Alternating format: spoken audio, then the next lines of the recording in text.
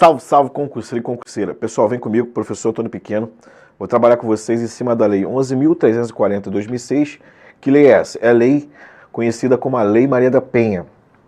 Por que dessa denominação de Maria da Penha? Foi batizada a Lei 11.340 de 2006 como Lei Maria da Penha, porque Maria da Penha foi uma vítima de violência doméstica e familiar. O marido tentou matá-la, não conseguiu. Uma semana após a tentativa de homicídio, ele tentou matá-la novamente, eletrocutada. Também não conseguiu. Devido a essas tentativas ali, Maria veio a ficar deficiente e correu atrás para que ele viesse a ser punido. E pela mora ali do Poder Judiciário, através de vários recursos apresentados pela defesa, só depois de 19 anos que ele veio efetivamente a cumprir a pena. Por isso, por essa mora, o Brasil veio a ser sancionado pela Corte Interamericana de Direitos Humanos. Tá? Então, quando surgiu a Lei 11.340 de 2006 para coibir e prevenir a violência doméstica e familiar contra a mulher, foi batizada de Lei Maria da Penha. Hoje Maria da Penha viaja aí, tanto nacionalmente e internacionalmente, dando palestras a respeito dessa situação. Pessoal, a Lei Maria da Penha, ela vai estar super atualizada para vocês, já com o advento da Lei 14.994 de 2024. Que lei é essa? É o pacote antifeminicídio, que trouxe inovações que vai repercutir na interpretação de alguns dispositivos dentro da Lei Maria da Penha.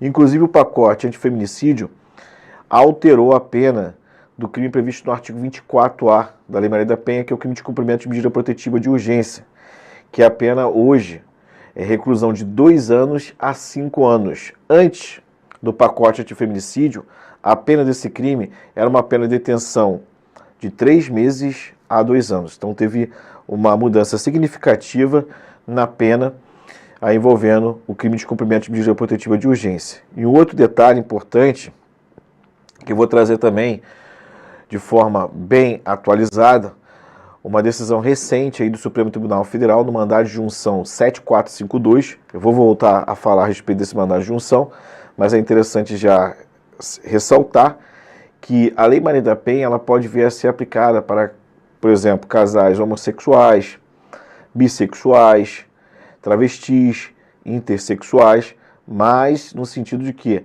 a vítima esteja numa condição de subalternidade, ou seja, numa condição de inferioridade, de vulnerabilidade.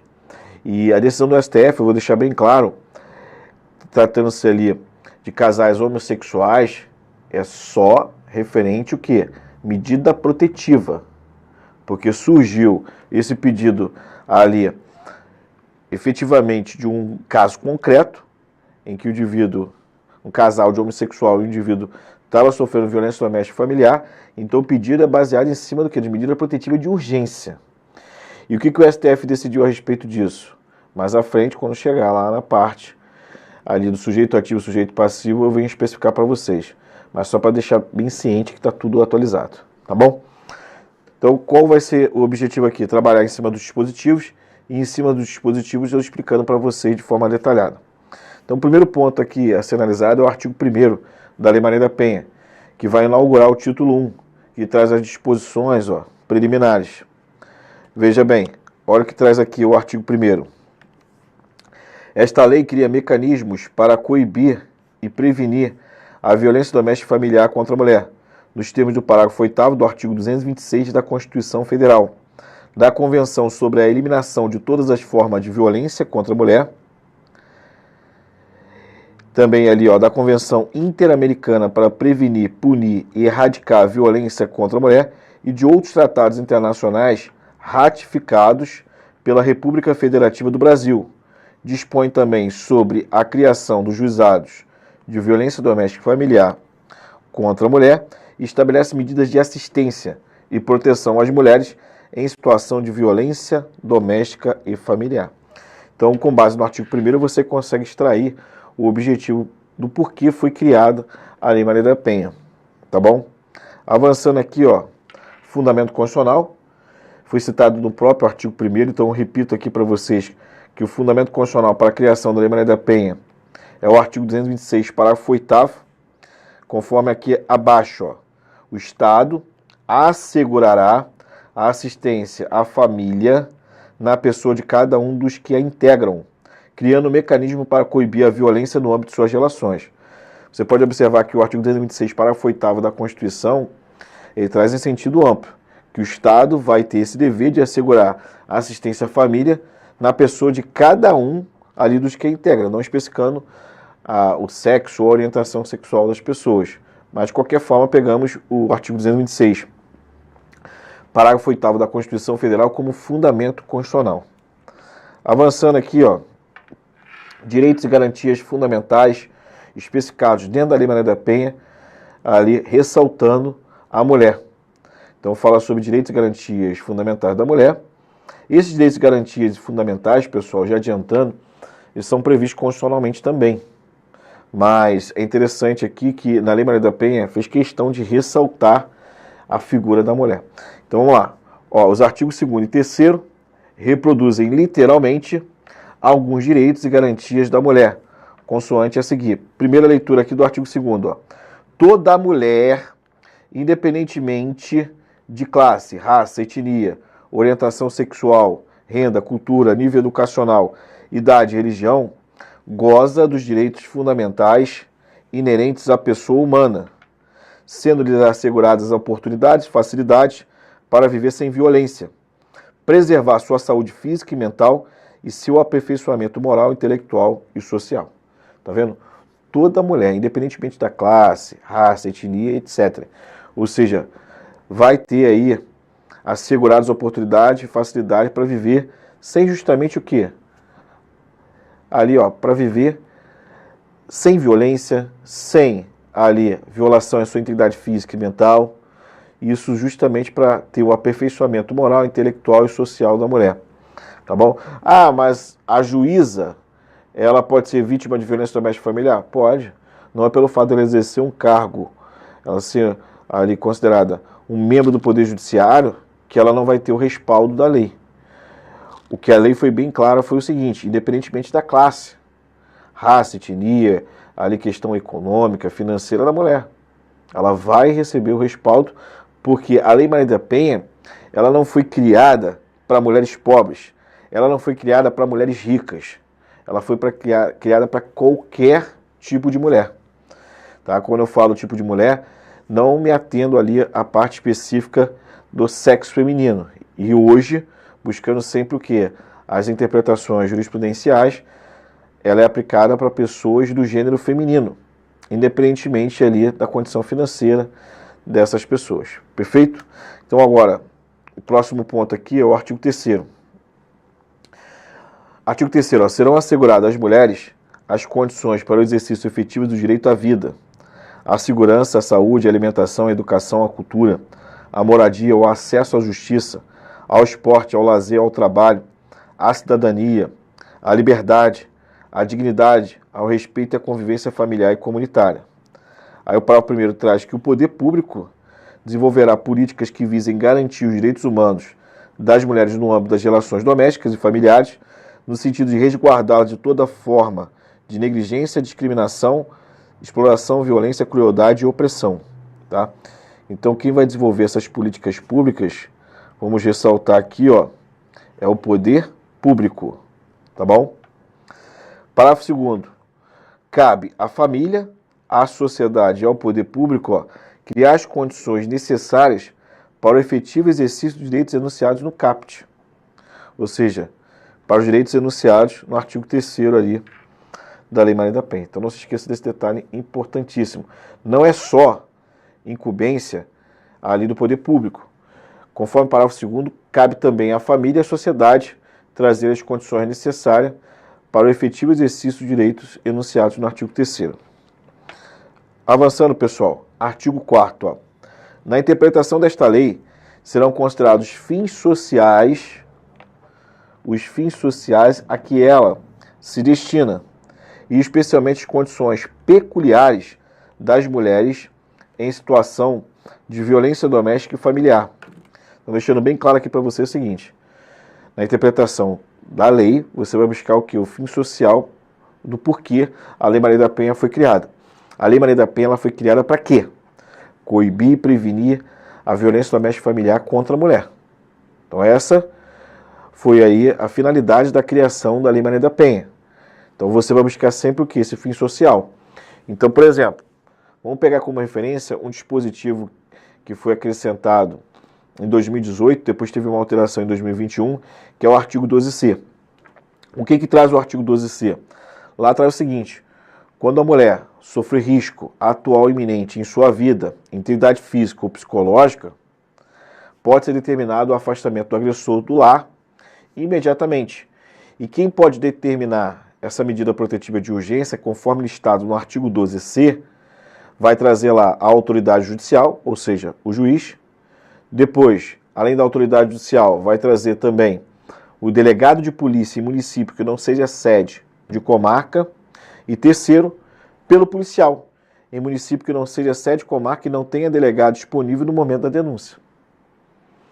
O que acontece? Quando fala policial, será que é um policial civil, um policial militar? Será que tem que ser investigador, escrivão? Ou pode ser um sargento da PM, um soldado? E aí? Vamos interpretar a Lei Maria da Penha, vamos buscar o fim social do porquê ela foi criada.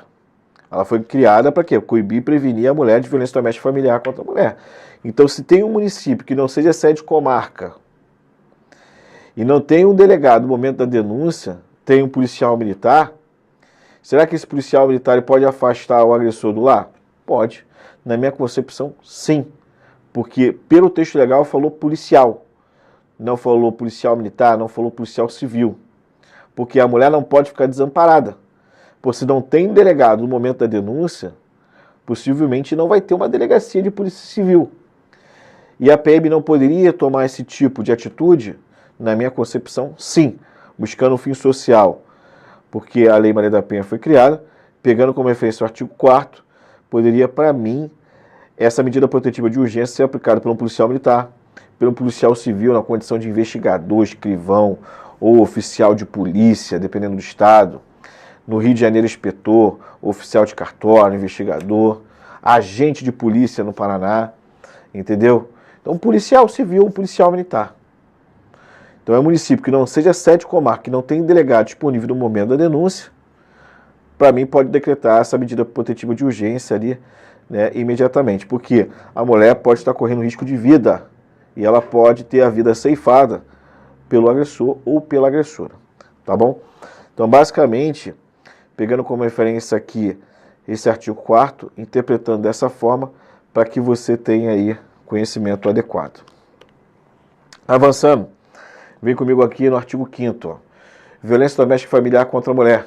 O que traz o artigo 5º? Para os efeitos desta lei, configura violência doméstica e familiar contra a mulher qualquer ação ou omissão baseada no gênero que lhe cause morte, lesão, sofrimento físico, sexual ou psicológico e dano moral ou patrimonial. Então aqui, pessoal, envolvendo violência doméstica e familiar, pode acarretar a morte da mulher, a lesão, sofrimento físico, sofrimento sexual, sofrimento psicológico, dano moral e material. Perfeito? E sempre observando que a violência pode ser uma violência de gênero. Ou seja, o indivíduo ele pratica a conduta com a finalidade efetivamente de atingir aquela mulher. E outra coisa, tá? Para você entender, para incidir a Lei Maria da Penha, não basta que tenha no polo passivo a mulher. Além disso, a mulher tem que estar numa condição de vulnerabilidade e hipossuficiência. Porque se ela tiver numa condição de igualdade com o agressor ou a agressora, aí, nessa situação, não vai incidir a Lei Maria da Penha. Por exemplo, imagina o seguinte, duas irmãs, uma com 20 e outra com 18 anos, começaram a discutir. Dessa discussão, começaram a trocar socos. Elas estão, o quê? Brigando. Está tendo lesões corporais recíprocas. Pergunto para você, há necessidade de incidência da Lei Maria da Penha? Aí você vai falar assim, não, porque nenhuma está numa situação de vulnerabilidade.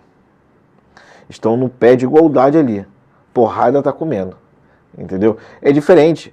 Se você pegar, por exemplo, uma irmã mais velha, com 30 e poucos anos, que tem uma mais nova, a mais nova com 19 anos, que depende de morar com a mais velha, E a mais velha se prevalece dessa superioridade que ela tem, tanto financeira, como também na questão da idade, e sempre o quê? Está humilhando a mais nova, está lesionando a mais nova. Então você verifica o quê? Que a mais nova está numa situação de vulnerabilidade, porque a mais nova depende da mais velha. E pelo fato de depender da mais velha, a mais velha se aproveita para humilhar a mais nova e, no caso, ali bater. Então, por exemplo, vamos supor, a mais nova trabalha fora. Melhor, a mais nova não, a mais velha trabalha fora. E a mais nova fica em casa arrumando a casa. Um dia chega a mais velha, se depara com a mais nova deitada no sofá, possivelmente poderia estar descansando. Aí a mais velha pega, a mais nova puxa o cabelo e dá um soco no nariz. Tu é uma vagabunda, tu não faz nada, só vive deitada. Ou seja, a mais nova depende da mais velha. A mais nova está numa situação de vulnerabilidade. E a mais velha foi lá, causou que uma lesão corporal e, além disso, uma injúria.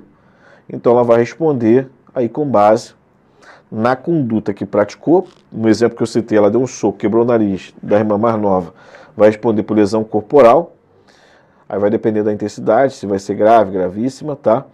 E no caso também ali da injúria, porque chamou a irmã mais nova de vagabunda. Então teve violência física, violência moral, vai incidir a Lei Maria da Penha, porque está no polo passivo uma mulher, e essa mulher está numa situação de vulnerabilidade. E a violência ela foi praticada no âmbito familiar. Agora, vem aqui comigo, ó, quanto ao sujeito ativo. Quanto ao sujeito ativo, para incidir a Lei Maria da Penha, a conduta ela pode ser praticada independentemente aqui, ó, do sexo ou do gênero do sujeito ativo. Então pode ser homem, mulher, mãe, mulheres em relação homoafetiva. Não precisa ser somente homem para que ocorra o enquadramento com base na Lei Maria da Penha. Tá vendo? Então a Lei Maria da Penha, ela pode incidir tendo no polo ativo tanto homem como mulher, desde que esse homem ou a mulher esteja numa condição de superioridade para com a vítima. Não precisa necessariamente estar no polo ativo uma pessoa do gênero masculino. Pode ser homem, pode ser mulher. Tudo bem? Até aí tranquilo, né? Agora, no polo passivo, você vai se deparar com quem? Ó, a pessoa que vai sofrer a violência doméstica só pode ser do gênero feminino. Ou seja, tem que ser mulher. Ah, entendi, professor. E no caso, agora, ó, dos homossexuais. Tá, vamos colocar aqui, ó. Homossexuais. Caso também aqui, ó. Travestis. E aí, pessoal? Nessa situação, olha só. Conforme eu citei para vocês, e agora eu vou detalhar, foi decidido aqui, ó, nesse mandado de junção 7452, foi decidido dentro do Supremo Tribunal Federal e foi decidido pelo plenário do STF. O relator foi o ministro Alexandre de Moraes. O que acontece, pessoal? Foi reconhecida a mora do Poder Legislativo em trazer situações de respaldo para casais homossexuais, bissexuais, intersexuais, gays, né? Ali, travestis, trazer o quê? Medidas para protegê-los, entendeu? Porque, na verdade, o que foi pedido, se você for buscar e analisar todo o processo, o que foi pedido foi o quê? Para que fosse aplicada as medidas protetivas previstas na Lei Maria da Penha numa relação homoafetiva, tá? Tem uma situação ali específica que a vítima, um homossexual, estava numa situação de vulnerabilidade. Então estava pedindo o quê? Uma aplicação de uma medida protetiva de urgência com base na Lei Maria da Penha. Entendeu? Então foi pedida a medida protetiva. Não para que seja aplicada de forma integral a Lei Maria da Penha. Isso para o casal homossexual. Porque daí adveio, né, esse pedido. E o STF decidiu a respeito de quê? Que vai ser aplicado a Lei Maria da Penha na íntegra ou só a respeito das medidas protetivas de urgência? O STF, ele não especificou. Trouxe o entendimento que pode ser aplicado aquilo que foi pedido. Ou seja, que pode ser aplicada a medida protetiva de urgência. Então pode ser aplicado a medida protetiva de urgência com base na Lei Maria da Penha para homossexuais? Pode. Para travestis? Pode. Para transexuais? Pode. Mas no que diz respeito a mulheres trans, eu vou um pouco além, tá? Porque isso já foi decidido também pela 5ª turma do STJ, que a Lei Maria da Penha poderia ser aplicada de forma integral para mulheres transexuais. Então, pessoas do gênero feminino, mulheres transexuais, entendo que pode até, às vezes, se estender também para travestis, a Lei Maria da Penha ela pode vir a ser aplicada integralmente. Agora, casais homossexuais, bissexuais, restringindo que a aplicação da medida protetiva de urgência. A gente não pode ali pegar e aplicar integralmente a Lei Maria da Penha, porque não foi decidido isso pelo STF, porque o STF decide aplicar integralmente a Lei Maria da Penha para casais homossexuais, ele estaria ali julgando além daquilo que foi pedido. E o que foi pedido foi o quê? A aplicação das medidas protetivas de urgência. Então, professor, o que eu levo para a prova? Tudo vai depender da questão. Porque se a questão trouxer assim, ó, a Lei Maria da Penha, ela pode ser aplicada para pessoas do gênero feminino, certo? A Lei Maria da Penha só pode ser aplicada para pessoas do sexo feminino, errado. A Lei Maria da Penha só pode ser aplicada para mulheres cisgênero, errado. O que são mulheres cisgênero? São mulheres que nascem com a genitália do sexo feminino e se reconhecem serem do sexo feminino. Então, biologicamente, é do sexo feminino e psicologicamente também. Tá? Vamos dizer assim. Reconhece serem ali do sexo feminino. Mulheres cisgênero. E a Lei Maria da Penha não é aplicada apenas para mulheres cisgênero. Ela é aplicada para pessoas do gênero feminino. Então, posso encaixar aqui a transexual feminino? Pode, perfeitamente, que foi decidido pela 5ª turma do STJ e agora com esse posicionamento do STF ali, perfeito? Agora, casais homossexuais, eu posso aplicar integralmente a Lei Maria da Penha? Não. Só para a medida protetiva de urgência, que eu fui pedido, tendo visto que a inércia do Poder Legislativo trazer essa aplicação da medida protetiva de urgência também para casais homossexuais. E a medida protetiva de urgência, ela traz o quê? Conteúdos ali para que venha prevenir a pessoa e não volte a ser vítima. Entendeu? Então, nessa situação, pode aplicar a medida protetiva de urgência para casais homossexuais e bissexuais. Perfeito? Essa foi a decisão ali no mandado de junção 7452 do STF, relator ministro Alexandre de Moraes. E ele deixou bem claro o seguinte: e só vai ser aplicada a medida protetiva de urgência no caso de subalternidade, ou seja, tem a vítima e a vítima está numa condição de vulnerabilidade, hipossuficiência. Aí sim pode ser aplicada a Lei Maria da Penha, porque se estiver no pé de igualdade, não tem por que aplicar a medida protetiva de urgência. Tá? Então, só no caso de subalternidade, as medidas protetivas de urgência previstas na Lei Maria da Penha poderiam vir a ser aplicadas para esses casais homossexuais, bissexuais. Perfeito? Voltando aqui, então, você vai levar para a prova que o sujeito passivo para incidir a Lei Maria da Penha é pessoa do gênero feminino, tá? Mulheres trans entram, não necessariamente tem que ser do sexo biologicamente feminino para incidir a Lei Maria da Penha. A gente vai interpretar ali que ela incide para pessoas do gênero feminino, trazendo uma interpretação mais ampliativa e pegando como referência as decisões dos tribunais superiores. Um outro detalhe, a Lei Maria da Penha em si, ela traz apenas um crime. E o único crime previsto na Lei Maria da Penha é o crime de descumprimento de medida protetiva de urgência. É o único crime que tem previsão na Lei Maria da Penha. Não se esqueça desse detalhe, tá bom? Ah, é, professor? Sim.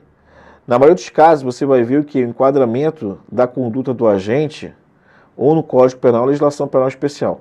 Por exemplo, um marido foi e torturou a mulher. O crime de tortura é previsto na Lei 9455 de 1997. Então eu enquadro a conduta dele na lei de tortura e combino com a Lei Maria da Penha para dizer que no polo passivo tinha uma pessoa do gênero feminino e que essa pessoa do gênero feminino estava sofrendo o quê? Violência doméstica familiar. Eu não posso enquadrar tortura direto à Lei Maria da Penha, porque a Lei Maria da Penha não traz o crime de tortura. O único crime previsto na Lei Maria da Penha, que inclusive foi incluído só em 2018, é o crime de cumprimento de medida protetiva de urgência. Então não se esqueçam desse detalhe importantíssimo. Tá bom? A Lei Maria da Penha só traz apenas um crime, que é previsto no artigo 24A. Então, teve lesão corporal contra a mulher. Vai lá no Código Penal, enquadra a lesão corporal, tendo visto contexto de violência doméstica familiar e combina com a Lei Maria da Penha. A mulher foi vítima de feminicídio. Pessoal, feminicídio é um crime previsto hoje, no artigo 121A do Código Penal. Está em um tipo penal independente. O feminicídio já foi um homicídio qualificado. Hoje não é, porque está independente lá no tipo penal. Tá? Ou seja, o feminicídio está no Código Penal, não está dentro da Lei Maria da Penha. Então o enquadramento que tem que ser feito é lá no artigo 121A do Código Penal, para dizer que teve esse crime contra a vida da mulher e que foi praticado sob o contexto de violência doméstica familiar. Aí combinando com a Lei Maria da Penha.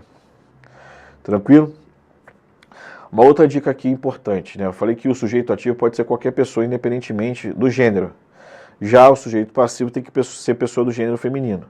Agora, há um posicionamento interessante do STJ que no caso, numa relação heterossexual, há uma presunção que o homem tem uma superioridade perante a mulher. Ou seja, uma relação heterossexual, ali o cara foi e bateu na mulher. Há uma presunção que a mulher está numa situação de desvantagem perante esse homem, que a mulher está numa situação de vulnerabilidade. Só que essa presunção é uma presunção relativa, que tem como ser provado o contrário. Mas é interessante você saber disso.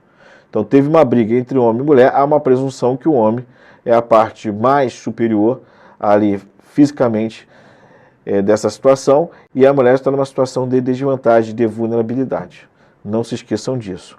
Um outro detalhe importante também, decidido pelo STJ, que se tiver violência doméstica familiar e quem causou a violência doméstica familiar estiver ali sob o efeito de álcool, isso vai ser utilizado como circunstância judicial desfavorável na hora que for aplicar a pena.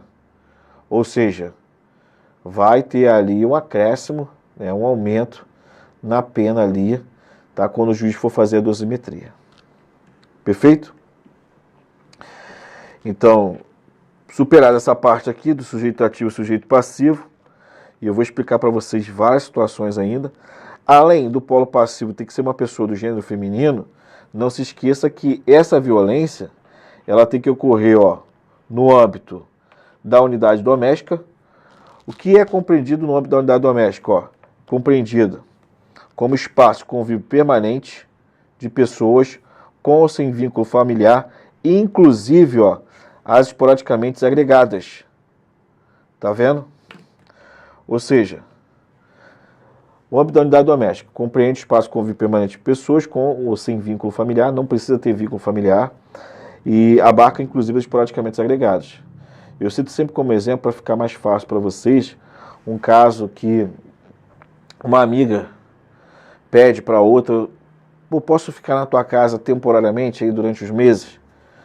Porque a amiga é do interior, a outra está morando na capital, aí a do interior pediu para que mora na capital, se poderia ficar ali uns meses na casa dela até ela se adaptar à cidade ali. Aí a amiga, que mora na capital, é casada, conversa com o marido e fala assim: pode, deixaram ela ficar.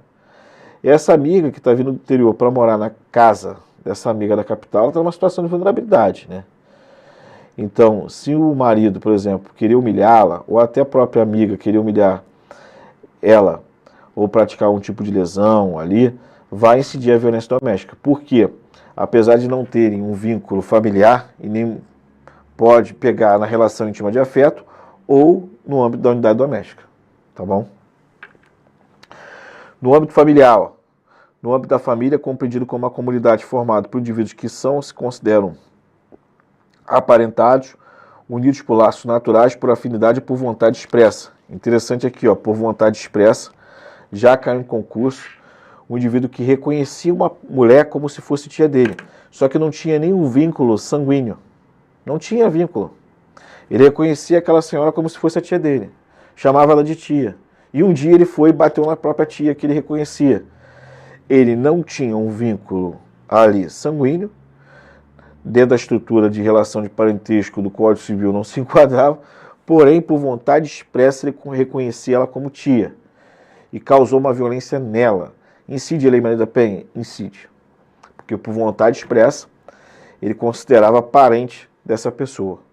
Então é como se a violência fosse praticada no âmbito familiar, e é isso que você vai levar para a prova. E aqui, ó, qualquer relação íntima de afeto, independentemente de coabitação. Então assim, qualquer relação íntima de afeto na qual o agressor conviva ou tenha convivido com a ofendida, independentemente de coabitação. Então um detalhe importante, pessoal. Aqui na relação íntima de afeto, o que vem na tua cabeça é logo o quê? Uma relação conjugal, uma relação entre namorados, correto? É o que vem na tua cabeça. Quando uma relação conjugal, uma relação de namorados, é fácil interpretar que vai ter uma relação íntima de afeto. Só que relação íntima de afeto não se restringe apenas relacionamento conjugal ou relacionamento de namorado com namorada.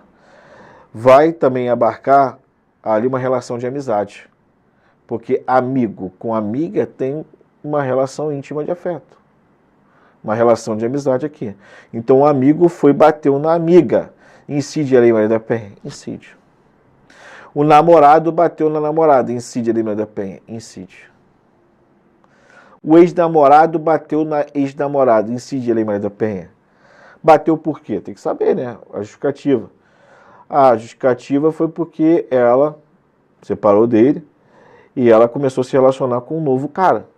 E ele não gostou e foi bater nela. Então foi devido ao relacionamento que eles tiveram, que eles já conviveram juntos. Então nessa situação incide perfeitamente a Lei Maria da Penha. Ah, mas quanto tempo? Não interessa. Pode ter passado 1, 2, 3, 4, 5, 6, 7, 8, 9, 10, 11 anos. Se for em decorrência ali do relacionamento que eles tiveram, vai incidir a Lei Maria da Penha. Relação de empregada doméstica. Pode incidir a Lei Maria da Penha? Vamos analisar. Ela tem um convívio permanente? Se tiver um convívio permanente, pessoal, pode incidir. Ela é considerada uma pessoa da família? Se por vontade expressa ela é considerada uma pessoa da família, pode incidir. Se as pessoas da casa tiverem uma relação de amizade com ela, aí entra na relação íntima de afeto. Então a Lei Maria da Penha pode ser aplicada no caso de uma empregada doméstica, uma diarista? Pode. Mas tem que analisar cada caso. Porque, por exemplo, vamos supor, eu tenho uma diarista. Eu falo com a diarista o quê? Eu tenho uma relação íntima de afeto com ela? Não. Eu considero ela uma pessoa da minha família? Não. A relação que ela tem comigo é uma relação profissional. Ela está lá para fazer o serviço dela, eu pago, pronto. Aí não incide a Lei Maria da Penha. Tá bom? Tem que ser nessas 3 situações. Não basta que a vítima seja do gênero feminino. Além disso, tem que ocorrer no âmbito da unidade doméstica, no âmbito familiar ou na relação íntima de afeto. Não precisam coabitar juntos. Tá bom? Não se esqueça disso, ó. E vocês vão lembrar dessa súmula aqui, ó, que é a súmula 600 do Superior Tribunal de Justiça, que para incidir a Lei Maria da Penha não depende de coabitação. Então, voltando ao raciocínio, pode ser aplicado no caso de empregado doméstico e diarista, mas tem que analisar cada caso concreto. Perfeito? Ah, pode incidir a Lei Maria da Penha numa relação de mãe para com a filha? Pode, desde que a filha esteja numa situação de vulnerabilidade. Ou pode incidir no caso da filha como agressora contra a mãe, desde que a mãe esteja numa condição de vulnerabilidade. Tá bom? Então, pessoal, vou encerrar aqui com vocês esse primeiro bloco. No bloco seguinte, daremos sequência ali à Lei Maria da Penha, seguindo os dispositivos da Lei 11.340 de 2006. Então, aguardo vocês no próximo bloco.